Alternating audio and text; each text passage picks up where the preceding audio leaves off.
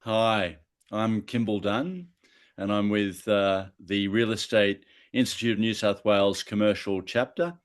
And I'm joined today with Bobby Suminoski, who is also part of the chapter and has the business Four Walls Commercial. And we're here to talk to you today about a topic that we're quite excited about, which is the Real Estate Institute commercial lease, a document which has been popular for a long time. And we're here to tell you that that document can now be registered on the title of a property. And that's a significant step for us because for most of our careers, we've only ever used the commercial lease for relatively small transactions and for terms up to but not exceeding 3 years. And the reason for that is that unless the lease was registered on the title of the property, if a property was sold, the incoming buyer or new owner of the property would not have to recognise the lease unless it was registered. So this move is significant for our industry. It means that these transactions, all of the lease transactions that we're doing could use the commercial lease. And we're pretty excited about this, Bobby, aren't we? Absolutely, and thank you, Kymbal, for your lovely introduction, and welcome everyone to our presentation, our webinar today on the REI's commercial lease document. As Kymbal's touched upon, this is one of the most popular documents within the commercial library for our commercial members. I believe that the document itself, which was developed a few years ago and enhanced, has provided a wonderful option for our members to use, in particular around commercial leases, along with the other retail lease document and other forms that we have. But it does provide an easy solution for a lot of properties, for a lot of clients. And it's a very well balanced lease document, which addresses a lot of things that a normal commercial law society lease or something that would be prepared by, a vendor or a lessor's solicitor. So it's a great document. We're seeing the numbers of our members and also non-members using this document. Simply because it is such a good general document, easy to understand, easy to use, easy to complete. And the fact that it is now registrable also provides that additional opportunity for that to be satisfied, with owners and tenants who would like to see the lease document registered. Bobby, I think when we go to use it, and our experiences are probably similar, that we're handing over a document that's got the Real Estate Institute's logo on it. And it is an official looking document. It is an official document. And a lot of the tenants that we talk to take some comfort out of the fact that it is an official document, as opposed to many of the landlords' standard leases, which are unique to the landlords. Have you found that you're getting more positive feedback from the tenants you deal with because of that? Absolutely, absolutely. I know that myself and my colleagues here in the office that do work with our leasing clients and our landlords and our, other lessor clients. When we I suppose, are negotiating the deal, we do provide the option, subject to the term that's being offered. We do say to them, hey, listen, we can do this. We can provide a quicker time frame. It's a document that has been put together by the REI, by the Real Estate Institute of New South Wales.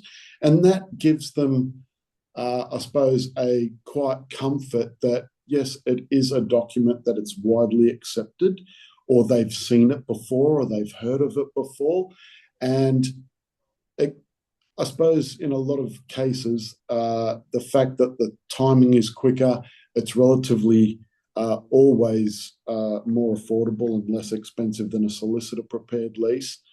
And they are quite comfortable in the fact. And when we also do mention that to them, we send them a draft one. We will send them, say, hey, listen, this is what it looks like. Go get it Mm. checked out by your lawyers. But it is a document they can read and they can understand, which is also very important to them and to us as well, because at the end of the day, each tenant should be reading their lease and understanding what their obligations are and what the owner's obligations are as well when entering into this agreement. So I think it's a great document from that perspective, and a lot of our lease negotiations, if we are using this document, is very well favoured, and we come back with little or no resistance on It's a lot of those clauses.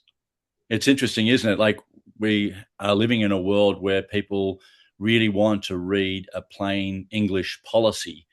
Insurance definitely shifted into that a long time ago, and yet when we look at some of these more complex leases, if there's a standard memorandum that might have been registered on the title of the property, and then there's a smaller lease document, you've constantly got to cross-reference the lease to the memorandum, and often Correct. it's quite difficult to do that. And some of the terms and explanations require a lawyer to explain to you exactly what the intention of the clause might be. But when you read the commercial lease that the REI puts together, it's written in plain English. It's easy to understand.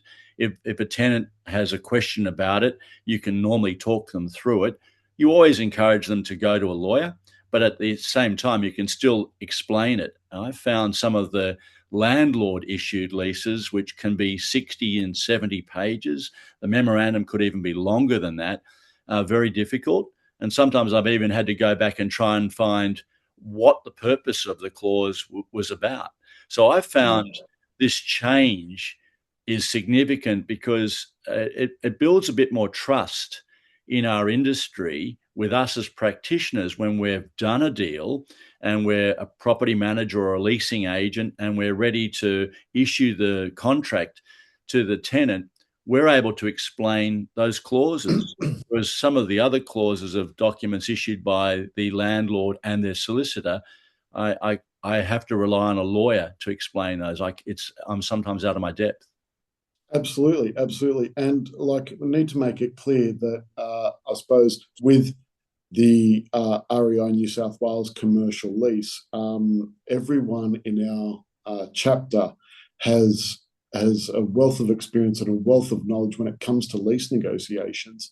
And also, like myself, I think if I looked over the years, I've probably read over 15, 20,000 leases, something like that, and the amount of confusion that can be created through that. So everyone at the chapter has put together, especially with the help of Nicole in legal and her team, and also with the assistance of the external lawyers, have come together to provide a document that is simple to read. It is a legal document. It provides for all the clauses that you would find in a normal commercial or a lease generated by, a legal entity or the law society. And it's also a very flexible lease that adapts to the negotiations that have been agreed to. And it also allows that flexibility for owners to put in particular clauses in relation to their building and whatever might be agreed upon. Every building's different, every commercial lease is different.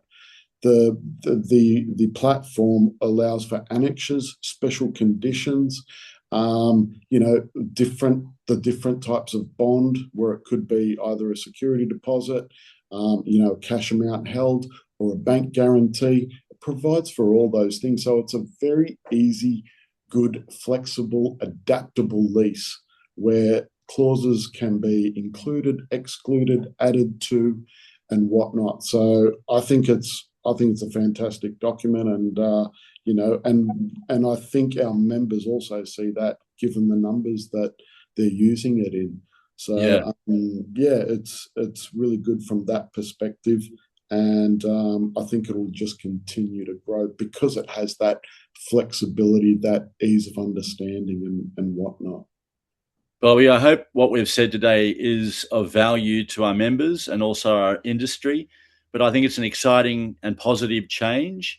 And by the sounds of it, a good solution for all agents to put forward to all parties at the end of the transaction to say, hey, we've got something that is simple and easy and inexpensive to use. And there are always alternatives. And I do say as a final sign off that we always encourage a lawyer to be involved in these transactions and to register the lease. So that's not a case that we don't want lawyers involved. We just want the process to be a lot simpler and faster. Correct. Absolutely agree. Thank you, Kymbal. Thanks, Bobby.